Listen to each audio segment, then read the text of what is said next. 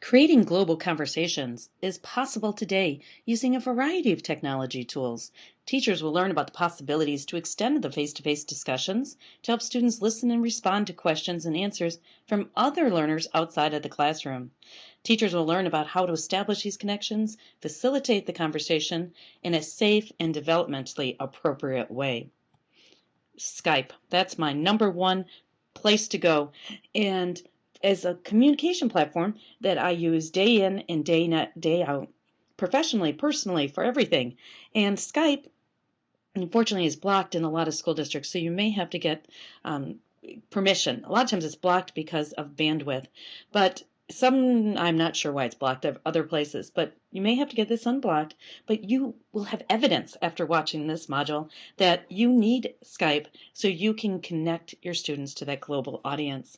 So Skype has a new feature to it, which is called Skype in the Classroom, where you can connect your classroom to the world. It's almost like matchmaking service to match up teachers around the globe that are interested in looking at different topics, different things, studying things in a different way. In this case, we can go ahead and talk to somebody that's on Mount Everest. But there's all different types of projects for all different grade levels. There's teachers across the globe, and it was so funny. I looked up and I'm like, there's my friend in the corner. Andrew Church is down there.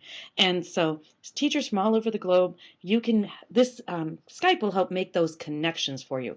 Of course, time zones are always an issue and will always remain an issue. So one of those things you have to work around. Look at this. This is an example of one of the projects that you can participate. Look at this. You want to talk with a ranger in Yellowstone National Park. And what you do is you read the description, see if it's of all of interest to what your group is interested in learning. And then over in the green button on the right, join to take part. And then you try to find times, times that groups can get together. And then you use your webcam and your Skype to go ahead and reach the world. I just thought that was a great one. Now, here's another one. What's in your backpack? A lesson to explore different cultures. You can read about different cultures, but it's so much more fun to actually see what a different classroom looks like. This one, mobile app programming with touch development. I thought, wow, that'd be a great way to differentiate instruction. Like, let's say you have an after-school tech club. Wouldn't it be cool if it could interact with other students doing different things and maybe work on a project together? Just thought that was great. And Skype is free, free, free. You can, if you sign up for Skype and it asks you for your credit card or something, that's if you want to call landlines. If you just want to call computer to computer, then there is no fee at all. This group, love this group. They've been around a long time. ePals, and they really believe in creating a global community. They've been doing this a long time, helping match up different classrooms on different topics, just like what Skype is doing. And this goes back to the old pen pals, but ePals has some different projects that are going on, everything across the board. Very interesting. Here are just a few. So Lindsay, we'll take, for example, she's in the United States. Her class is an American culture class in New York City. Students are advanced ESL and what represent different countries. And so she put it out there. She wants to participate. And then you just kind of put it out there and hopefully you find another group that wants to connect with you. It's a safe, collaborative environment. That's what ePals has been working on, is creating this safe global community. And you can go ahead, weather watchers. This is the last one was people that were looking for connections, and this is a little bit more projects that are seeking partners to join. So I thought that's a lot of fun. They have lots of teaching resources. They have been doing this for many, many years, and so they are tied them to Common Core, and there's bloggers, there's all different things. Lots of teaching resources here on ePals Global Community. Now, this is important. They have school safe email as part of your when you sign up with ePals, and so it is safe. I believe their email won't go outside of your domain. It will only go in the ePals projects. Like, if they're going to be writing back and forth to each other, they can only go from the project that's certified by the teacher to another project. I'm almost sure that's how it's set up. Now, then I went, of course, then I went over to Pinterest, and there's ePals. I can follow them there. But look at that, 800,000 classrooms in 200 countries with fun projects. And then join the community for free. So just wander around on the Pinterest might give you some other ideas of projects you might not have even dreamed of yet. So gotta love Pinterest again. Now, this is an old classic. I've used this for years and years and years. And the Argonne National Labs, I actually don't live far from there, and they started this Ask a Scientist. And I haven't been here in years, so I had to kind of come back and see what's there.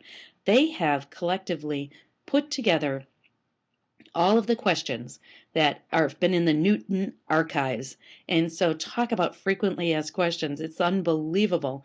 And so because this one, gosh, I hate to date myself, it goes way, way, way back to the early 90s when they started. And so they collected, they have an archive of over 20,000 answers. So how fun is that? I don't know the answer. Let's connect with our scientist. That's fun. Now, this is my friend Jen Wagner, and I don't believe she sleeps. But that just makes me feel better thinking that, because she coordinates projects. And again, she goes back to 1999 doing these projects, these collaborative projects. And then every year, she just builds on those projects. And they're fun, and they're organized, and she's got it all the details worked out for you. You just decide when you want to stop by. This specifically is pre-K through 6th grade. And she has all different types of projects. One of them, I love her Guess the Wordles. That is an ongoing project. Every day she creates a Wordle, and then you can put it up on a board when students come in and they guess the Wordle.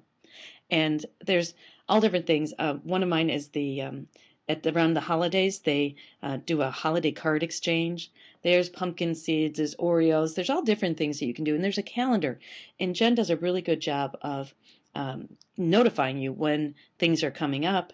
And so you can look at your school calendar, and then you can go ahead to match it up to your curriculum. Now, if I want to connect globally, my number one source is Twitter. You have to start thinking about Twitter from a professional network, because this is where I would go to my 6,000, 7,000, whatever plus users. I would go, want to connect with a rural school about this topic. This network that I have, I only have 7,000. It's not like I'm a celebrity, but my 7,000, if I ask them to retweet it, they can retweet it out to their broader network. And that's another way that I can make connections with people based on what my goals are for my lesson. So this is an example of my Twitter feed through TweetDeck, where it puts it in the columns for me. I can't operate within the world of Twitter like this, because it's just, I need those columns to organize everything. I can't stress enough, you've heard me in many different modules talk about the importance of joining the global conversation on Twitter. We need to do that because it's so important when we're getting kids college and career ready. This is how they'll be communicating in the future.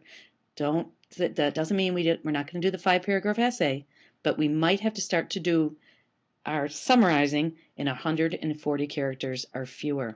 We have to get these kids ready for these global conversations so they're ready for these global jobs that will be in their future.